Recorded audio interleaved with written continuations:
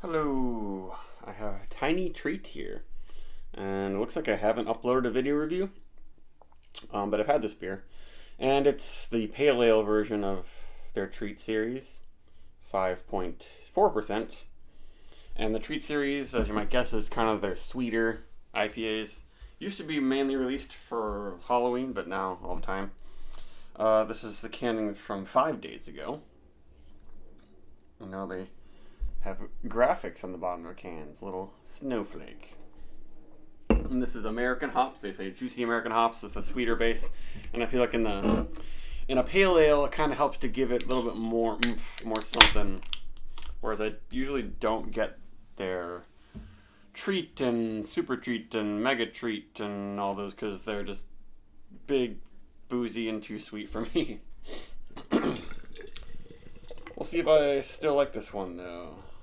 Looks like I checked it in on Untapped almost 2 years ago and gave it a 4.25. And even though it's quite fresh, it's not super duper hazy. You can sort of see my finger through there a little bit. I can see it much more easily. And pretty good carbonation. Ooh, head's fizzing very fast. Maybe you can hear that. That's the big thing with Treehouse these days, is that a lot of their beers don't have the really nice head and feel they used to. I mean, they're still sweet and full-bodied and stuff like that, but the carb has just been soda-like. More so in their stouts than their IPAs. It smells great, though.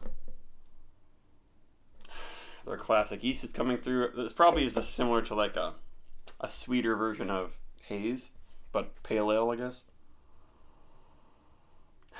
Yeah, that's nice. This orange sherbet is what I said in my Untapped notes, and that's really what it is. Their yeast is bringing in some kind of, I guess, a melony, creamy thing that makes me think sherbet, which sherbet is somewhere between ice cream and sorbet. It's a ice cream-like product with some fruit and some milk in some way, but other fillers, I think. I haven't had it in so long. Used to have it when I was a lot younger. And yeah, it smells like mango gummies. Yep, mango, orange sherbet. Tropical fruit bubble gum. I'm reading off the can right now.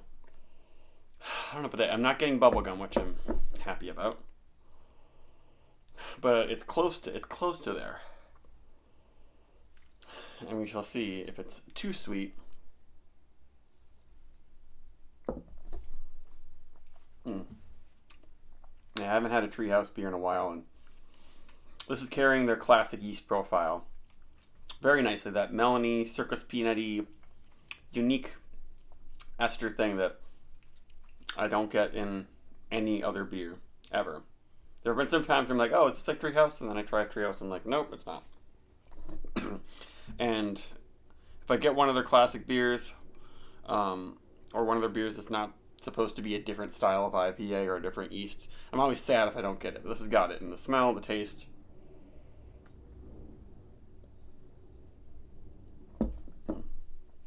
The feel is pretty soft, but you swallow it, and it's got a little bit of a bubbly bite to it.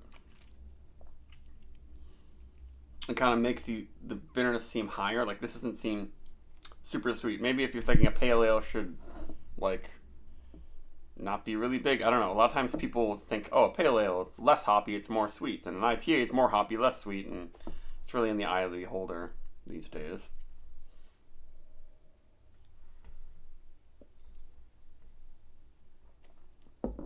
And when I push my tongue through it, there is a nice soft weight to it. Especially for 5.4, but it's prickly and bubbly carb that kind of prevents it from being world-class flavor. It lingers with some kind of spiciness and earthiness. Maybe in part because it's so fresh. Yeah, I wonder, they just say juicy American hops.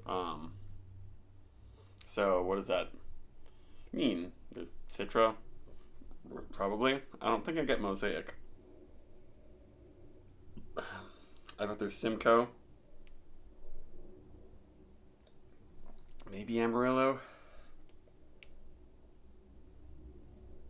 Do they use some Magnum? A lot of Treehouse beers are kettle hopped, for bitterness with Magnum.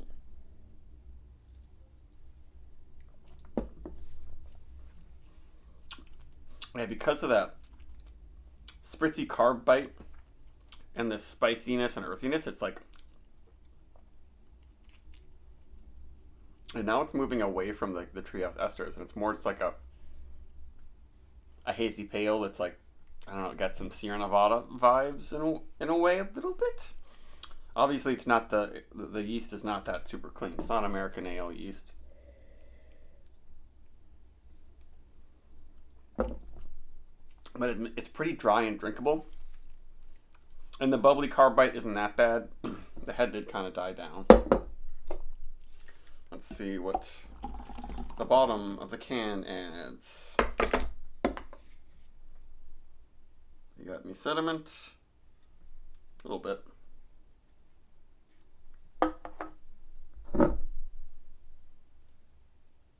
It's still bubbling away. It pours kind of nicely. Does that add anything? No chunks. Didn't really make it any hazier, I don't think.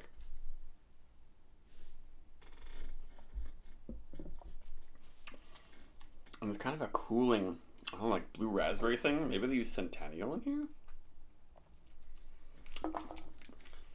But that spicy, earthy finish. It's not quite incensey and unpleasant, but it really, eventually in the finish, changes the beer from being the sweet, classic Treehouse IPA profile. Yeah, and it seems a little bit bitter, and it's like pretty chuggable, except like it's not the feel isn't that bad. Like I'm mentioning it just because I'm thinking about all the amazing feels I've had in Treehouse IPAs over the years, and I'm kind of holding these beers up to what the brewery can do. But I'd be perfectly happy with getting a random IPA off the shelf and having the head and carb be like this and the feel and everything be great. Mm-hmm. But I probably, it wouldn't break 4.25. Maybe it's a little less, not quite as good as it was before. So maybe 4.24. I don't know. Bye.